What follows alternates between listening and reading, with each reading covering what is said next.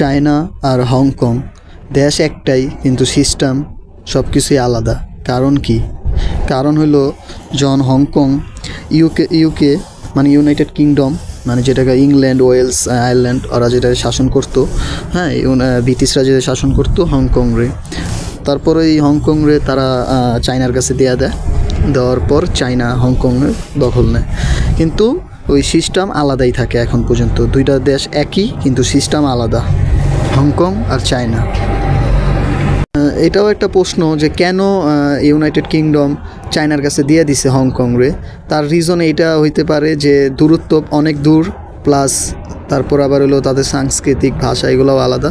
তো মিলিয়ে ঝিলেই আর কি চায়নার কাছে হংকং দিয়ে দিছে, আর চায়না ক্ষমতা নিয়ে নিছে, কিন্তু সিস্টেম আলাদা।